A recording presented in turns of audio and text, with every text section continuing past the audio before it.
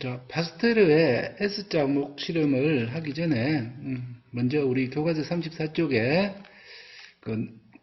있는 내용들 한번 보고 가겠어요. 자, 아리스토텔레스가 나와 있습니다. 쓰레기에서는 곤충이 생기고 흙탕물에서는 물고기가 생길 수 있다. 그런 이제 자연 발생설을 주장을 했죠. 근데 이제 우리가 본 레디의 실험 보듯이 봅시다. 곤충, 기생충과 같은 생물이 썩은 고깃덩이에서 저절로 생긴다는 것을 믿을 수가 없다라고 해서 자연 발생설을 부정을 하면서 자기의 이제 실험을 했죠. 구더기가 이제 생기느냐 안 생기느냐.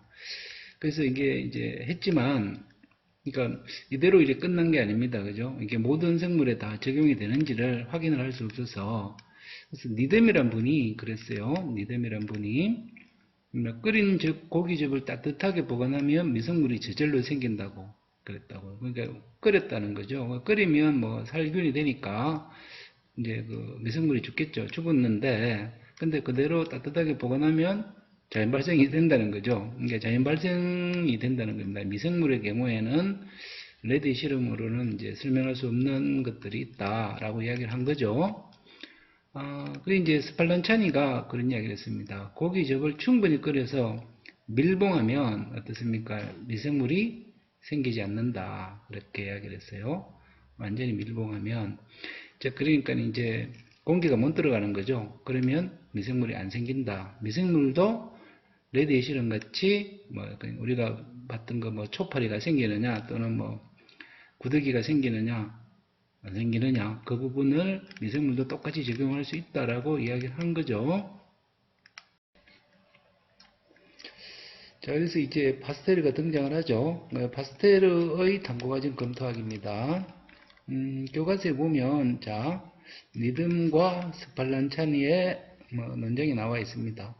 그러니까 니듬이 이제 보면, 그냥 끓인 고기즙을 해서 이렇게 이제 막아두면 미생물이 저절로 생긴다는 거죠. 이게 이제 썼겠죠, 그죠? 그런데 이제 스팔란차리는 완전히 밀봉하면, 충분히 끓인 다음에 완전히 밀봉하면 미생물이 생기지 않는다는 것을 보여줬어요. 근데 리듬이 또 할 말이 있습니다. 그러니까 고기즙을 너무 오래 끓였고 공기가 공급 안 됐다는 거예요. 공기가. 그래서 완전히 막았으니까 공기가 공급되지 않으니까 발화력이 파괴됐다는 거죠. 생명의 기운이 못 들어갔다는 이야기입니다. 니뎀이 이런 주장을 했었어요. 근데 어쨌든 요게 속생설이 인정받지 못하고 논쟁이 계속된 까닭을 한번 여러분 생각난 대로 기록을 해보세요. 그 다음 이제 그래서 이제 파스텔레가 생물 속생설을 확립한 탐구 과정을 나타낸 겁니다. 파스텔레는 공기를 제거하여 얻은 찌꺼기에서 고기즙에 번식하는 미생물과 유사한 것을 발견을 했어요. 그러니까 먼지에 보면 미생물이 있다는 거죠. 먼지에.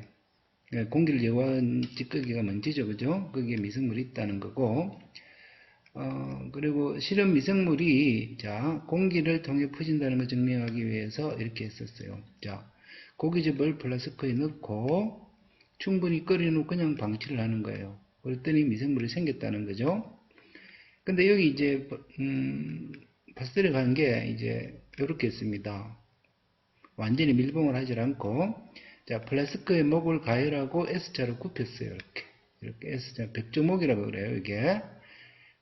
그리고 나서 고기즙을 충분히 끓은 후 공기 중에 방치를 했어요. 그러니까 이게 이렇게 됐으니까 공기가 들어갈 수 있겠죠, 그죠? 그렇죠? 근데 이 경우에는 미생물이 생기지 않았어요. 이게 파스텔의 실험입니다. 요 과정에 대해서도 동영상이 있으니까 그걸 한번 보도록 하겠습니다. 그걸 보고 여러분들이 요 파스텔레가 인식한 문제, 그 다음에 가설, 그 다음에 이 S자로 만든 까닭이 뭘까 한번 써보시면 되고 결론을 한번 써보세요.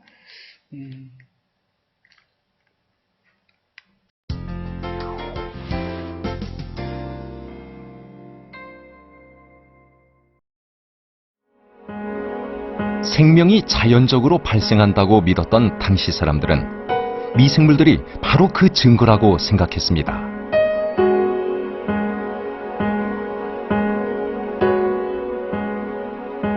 하지만 단순한 원리로 만들어진 플라스크 하나가 사람들의 생각을 바꾸었습니다. 이 플라스크를 만든 주인공은 19세기의 미생물학자.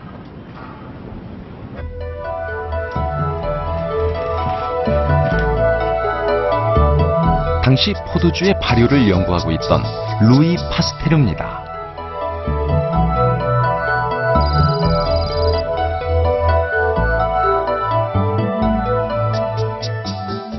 Louis Pasteur was a really smart guy. And he was an experimenter. He actually tried things out to see if his ideas are right. And he'd already gotten onto the idea that bacteria were responsible for milk turning sour, for wine turning to vinegar, and for disease. He was one of the first people to understand that human disease might be caused by bacteria. 파스테르는 공기 중을 떠다니는 먼지에서 포도주를 발효시키는 것과 비슷하게 생긴 미생물을 발견했습니다. 그리고 미생물이 공기를 통해 퍼져나간다고 생각하게 되었죠. 그는 자신의 주장을 입증하기 위해 작은 실험을 계획합니다. 우선 플라스크 안에 실험에 쓰일 육즙을 넣은 다음 공기는 통과하되 먼지는 걸러지도록 하기 위해 플라스크의 목을 S자 형태로 구부렸습니다.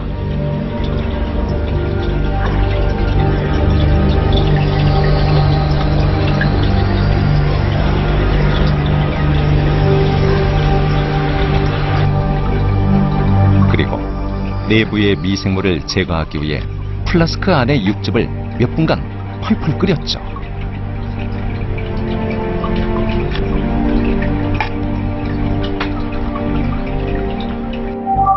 일주일의 시간이 경과하는 동안 플라스크 안의 변화를 관찰했습니다.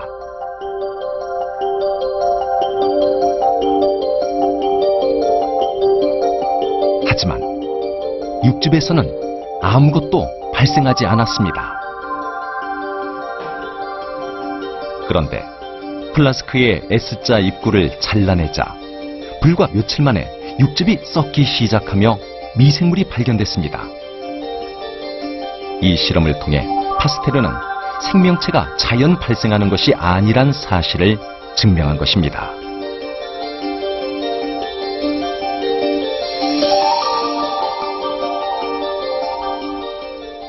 What he discovered and what he proved to the people that he gave talks to about this is that only if that broth was exposed to dust could bacteria appear. So he concluded that all life must come from existing life. 파스테르의 실험은 생명의 기원에 있어 중요한 전환점이 되었습니다. 자, 동영상 잘 보셨나요? 자, 탐구 정리를 하겠습니다. 자, 연역적 탐구 방법의 과정이죠.